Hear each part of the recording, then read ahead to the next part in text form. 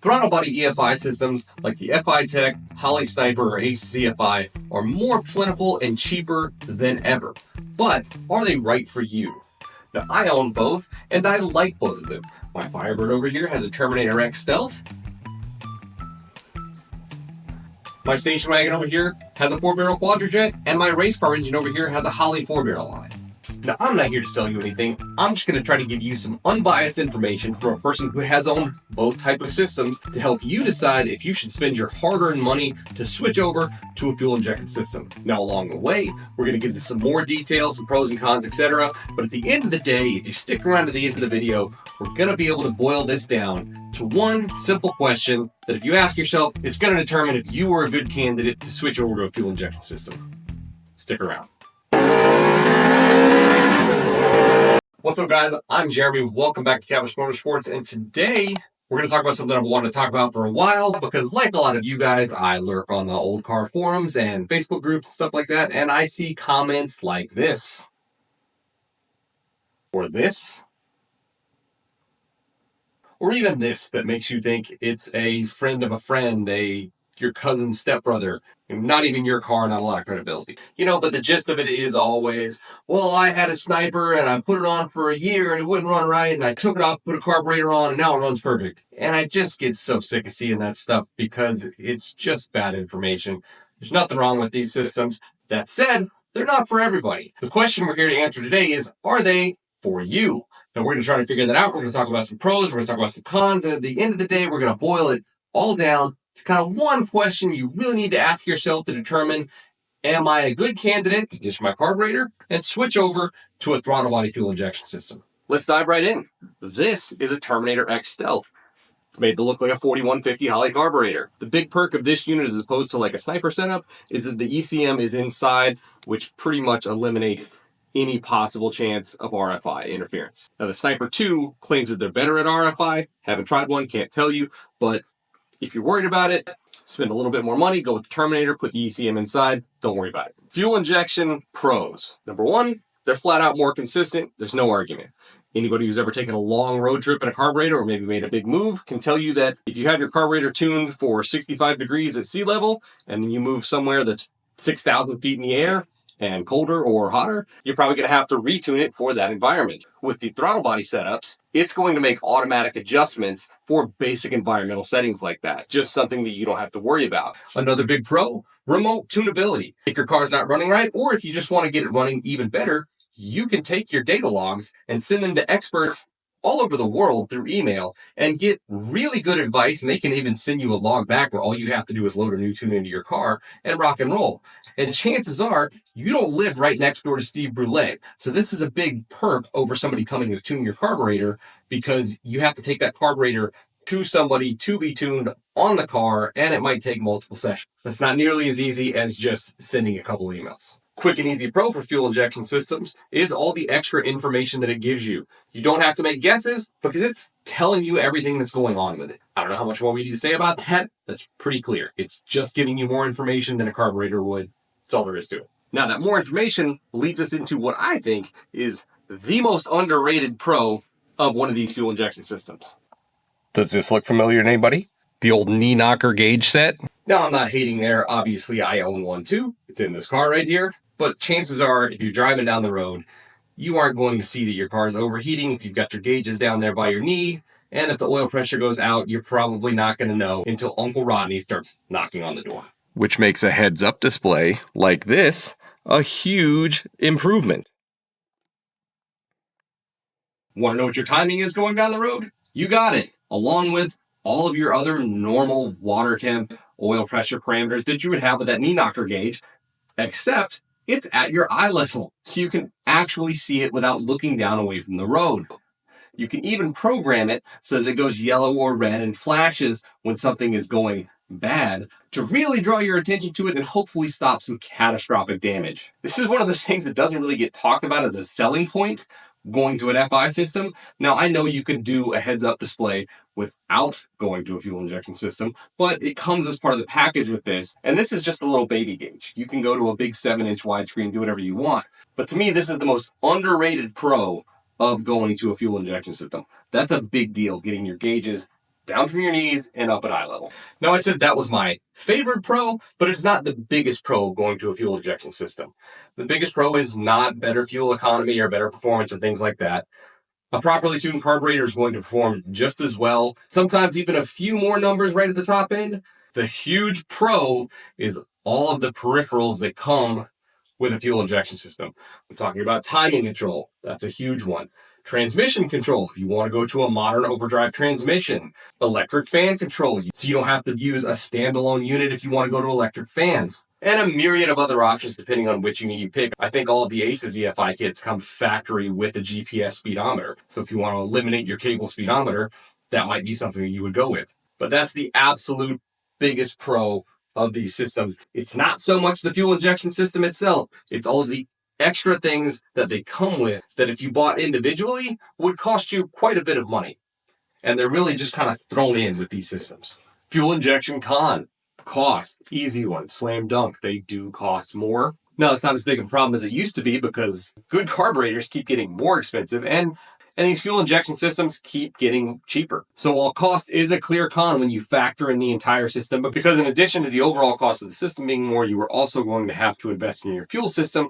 We're going to talk about that in a second, which is also going to up the cost. So cost, clear pro for carburetor, clear con for fuel injection systems. Low-hanging fruit con for injection, ease of installation. We're talking about wiring and we're talking about the fuel delivery system. Obviously, it takes a heck of a lot more wiring to install an electronic injection system than it does a carburetor that might not require any wire at all if you don't have an electric choke. Holley and the other companies have made it a lot easier than it used to be. The directions are really good, but here's the caveat to that. It is not difficult at all to get these systems wired into your car and running. What does require extra effort is getting it into your car running and looking pretty. Now, if you're like me, you might not have the patience to make it look spectacular. This guy behind me here doesn't look bad, but I didn't go through all the effort to really hide the wiring or anything like that. Luckily, when you put the air filter on, it does hide a lot of it. So it's not a total eyesore, but if you're somebody who really wants their engine bay super clean, you're going to have to expend some real effort to hide your wiring when you install one of these systems. Difficulty of installation also includes the fuel delivery system. And when I say that, what I mean is your tank and your pump all the way up with all your lines up to your actual induction system. Now, this isn't as big of a con as you would think, at least in my opinion, because most of the time, the fuel delivery systems in hot rods are absolute trash. They're either original or stock reproduction fuel tanks that have no baffling and then a compendium of maybe some rusty hardline, probably a lot of cheap rubber hose from AutoZone. They might get the job done, but that's the absolute bare minimum positive I'm going to say about them. If you're taking performance seriously, you should be investing in your fuel system anyway. This car here went through an evolution. I tried to stick with mechanical pumps. As soon as I went to the track, wasn't enough. Bought a bigger mechanical pump. But then my stock reproduction fuel tank became the weakness, and if you didn't have your fuel tank at least 3/4 full, as soon as you put slick tires and any kind of G-force to it, all the fuel ran away from the pump, ran into fuel starvation issues again. So the fix, even when this was still carbureted, is I had a Tanks Inc. fuel pump in the tank, return style fuel system in, that fixed all of my problems. So yes, that is an absolute requirement when you go to a fuel injection system. But really, if you're taking performance seriously, you might consider a fuel injection style fuel system. So yeah, we're putting it in the negative column for a fuel injection system, but it's not that much of a negative because you should do it anyway. Now, there's one last huge con to talk about, and if you don't listen to anything else I say in this video, listen to this because it's really important. The biggest problem with these fuel injection systems isn't actually a problem with the systems themselves. It's a marketing issue. What do I mean by that? What I mean is Holley and these other companies market these things as easy button options. You just throw these guys on there and your car's going to run great.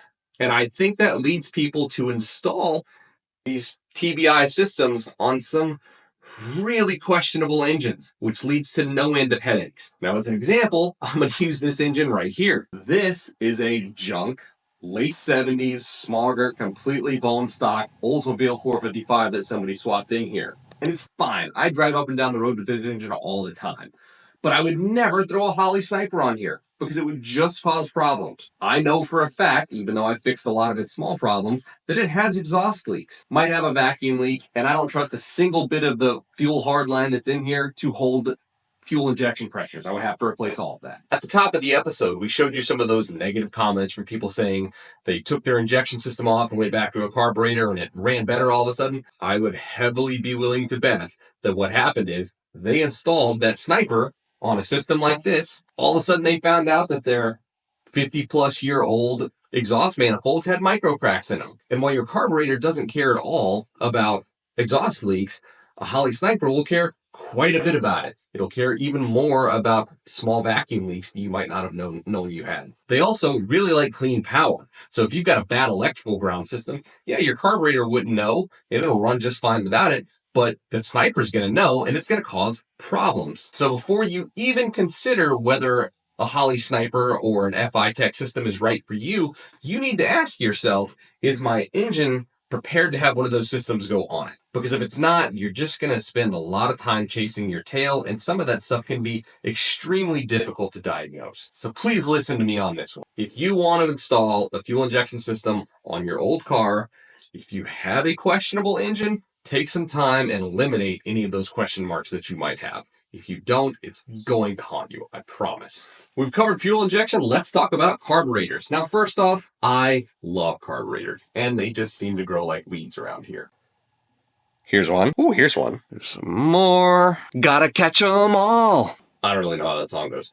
But moral of the story is carburetors are great. They've been doing the damn thing for over 100 years, and they're going to continue to keep doing it into the future. But they're not perfect. Just like fuel injection systems, they have pros and cons, so let's talk about it. First big pro, they look cooler. They just do. They look cooler in an old school hot rod than those fuel injection systems do. I don't really feel like there's an argument against it. They just do, and that's just when we're talking about a single 4-barrel. If you've got, a 3-deuce setup or something like that, then it's out of this world. The looks are better on a carburetor platform. They're also much easier to make look clean. If you don't have an electric choke, you don't have any wires at all, and even if you do, it's only one. It's a lot easier to cleanly route one fuel line and maybe one wire for your electric choke than it is to do all the wiring for your fuel injection setup. The next big pro is a carburetor is going to mask issues. Those guys that talk about when they took the fuel injection system off because it wasn't running right, they went back to carburetor and then it's running perfect. It's probably not running perfect. It's probably rich, and they probably have those same exhaust leaks and bad grounds, and maybe even a vacuum leak or two that was causing your fuel injection system to run bad. The carburetor is just not nearly as sensitive to those issues. The only one of those it really is kind of sensitive to is a vacuum leak.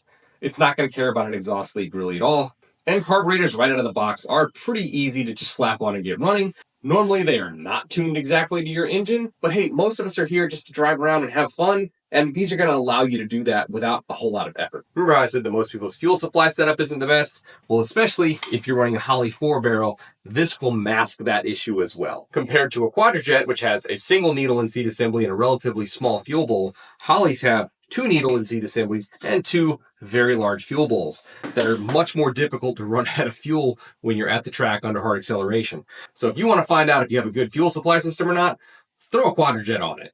Because boy, you're going to find out. On the other hand, with a Holley like this, there's a good chance that especially at an 8-mile track, you're going to be able to get all the way down the track before you run these fuel bowls dry. And it'll let you think that you have a good enough fuel system. Truth is, you're just kind of masking that problem. And hey, there's nothing wrong with that. Band-Aids do exist for a reason. Carburetor con, ease of tuning. And that's not necessarily that a carb is harder to tune. You adjust some mixer screws and change some jets. The problem is you don't have all that information that we talked about earlier with fuel injection systems. You don't have all that information just being fed to you by a heads-up display. And you can miss me with that Yoda meme talking about tuning a carburetor by ear.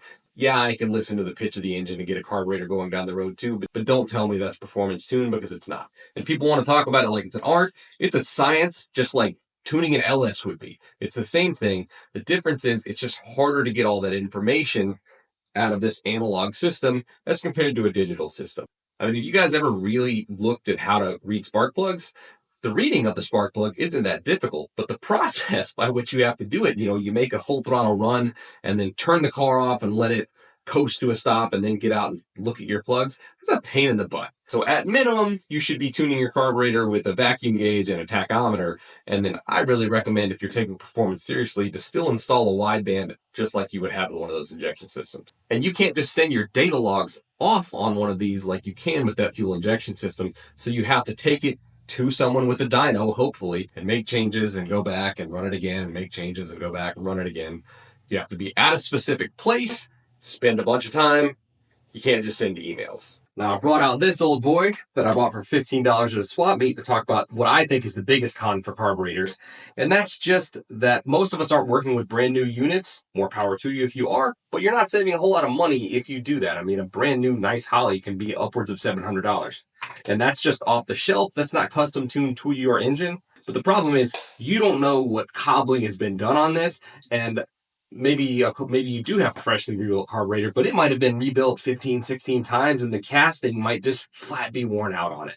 And it's very difficult to know that until it starts to cause you problems, and it's internal, and just like trying to chase down a small exhaust leak that's giving you problems in your fuel injection system, if you've got a small problem with a check valve or something internal, the carburetor is giving you issues, you might have a real nightmare trying to find out what it is. So that's a big con with carburetors, is they've been around for a long time, and if you're not using a brand new casting, you just don't know what's been done to it in the past, and they can really be worn out even if they're clean on the outside. Now, you may have noticed as we went through the pros and cons of both systems there that I didn't really talk about reliability. There's a reason for that, and the reason is I really just kind of think reliability is a wash with these. Now, fuel injection systems are the current whipping boy with the reliability police. I showed you some of the comments at the top of the episode, but I really think that's recency bias. People want to act like there's never been a carburetor that's left somebody stranded on the side of the road. And I'm old enough to remember when the Holley Avengers came out, and they had some of the same kind of marketing gimmicks that these fuel injection systems have, where it's like, hey, this is all the bells and whistles on a street carburetor. You need electric choke, blah, blah, blah. Put this on and it'll run like a dream. And those things got terrible reviews. People hated them. And it's the same type of thing as with the fuel injection system, where I really think people were blaming other problems on the carburetor because that's what they had spent money on. You know, their shiny new Avenger that they bought after they read a magazine article, and all of their problems weren't magically healed. So, and that's just kind of what we do. We pick new whipping boys all the time. I mean, another prime example that I would talk about is the Ford DuraSpark. Those things had a terrible reputation. People called them Never Spark. Some people still do. But go to any Ford forum right now or a Ford group on Facebook, and they're going to tell you, oh, don't put an HEI on it. Don't put a Protronics in it. The things are junk. Just put a DuraSpark in it. This stuff comes around, and I think we're going to be in the same place in 10 years on these fuel injection systems. Both carburetors and throttle body EFI setups are mass-produced systems. They are going to have quality control issues. It does happen, but I just really don't think that one is going to be more likely to fail you than the other. And people will also say, well, I can fix my carburetor on the side of the road with a screwdriver. I've had one real issue with this, and the fix was a nut driver and a couple of zip ties. It's really not that much different. You can talk about the computer failing you, but most of our daily drivers, whether it's a Honda Accord or a Ford F-150, they've got a PCM for the transmission and the engine, and ECUs just don't go bad that often unless you do something silly to them, like charging the battery at a higher voltage than you should. So reliability, you can argue with me if you want here, but I really think it's a wash. I don't think that one system is going to be more reliable than the other. And on top of that, I would bet you there's a lot more classic cars that have burnt to the ground because of bad carburetors, backfiring fuel and fire out of them, than have been burnt to the ground because of throttle body EFI setups. So if you've stuck around through this whole thing, I promised you that we're going to boil this down to a single question to help you decide whether or not fuel injection was right for you. What's the question? The question is, are you just using the fuel injection system as a carb replacement? Or are you going to take advantage of all those extra perks that a fuel injection system allows you to? Because if you're just using it as a carburetor replacement, it's not worth it. It's not worth the extra cost and headache and wiring that it takes to put one of these in versus just slapping a carburetor on it. The biggest one of those is ignition control, actually. If you've got one of these setups in there and you're not using a Hyperspark or otherwise controlling your ignition, boy, you were just throwing opportunity away there. I mean, honestly, if you told me I could only have my air fuel mixture computer controlled or my ignition curve computer controlled, I'd take the ignition curve. I'd put one of the electronic distributors in it from like a progressive ignition and leave a carburetor on it. I think almost everybody will get more out of a really tightly controlled ignition curve that's tuned to their engine than they will from replacing a carburetor only with a throttle body injection system. And then there's all the other stuff too, fans and, automatic overdrive control is a big one. If you're even thinking about switching to a 4L80E or something like that, then all of a sudden these things become a huge value, because that's what we're boiling this down to. It comes down to a value proposition. If you're just using it as a carburetor replacement, you're not getting any value. You're paying more money to not really get any gains than you would over a good running carburetor. Just buy a nice carburetor at that point. Little inside baseball here. I cheaped out and didn't buy the Terminator Max setup that had the transmission control for a couple $100 extra. And now I'm regretting it because I got a good deal on a 480E sitting over there in the corner that I would like to put in this thing. But if I would either have to send back the ECU, which is $1,000, or I'd have to put in a standalone transmission controller, which is at minimum $500-600, probably more like $800. So that's what it boils down to. It boils down to value. Are you going to take advantage of those extra systems? If not, stick with a carburetor. Remember that thing we talked about earlier too. If you are considering these, you really need to check that box that says, hey, my car is set up well. I don't have any massive exhaust leaks. I don't have any big vacuum leaks. My ground's set up right. Because if you don't have that box checked, you're really just setting yourself up to have some migraines. Last little note when it comes to cost and value, if you have a perfectly running vehicle with a carburetor setup in it, now you're probably spending twice, which is going to reduce your value. Whereas if you have a project car that doesn't run and you haven't touched your fuel system at all yet, and you can just build that right from the start, then these become an even better value because you're not double spending any money and replacing a system that you already had functioning in your car. Thank you for watching. Please like and subscribe. I really hope this helps some of you guys decide whether fuel injection is right for you, because there's a lot of misinformation out there. And hey, I'm not trying to sell you anything. Trust me, I don't have a piece of Holley. I'm just trying to pass on information because I have both systems and I like both systems, but they're not right for everybody. So hopefully this helps you decide whether or not it is right for you. I appreciate everybody who watches. We'll see you next time.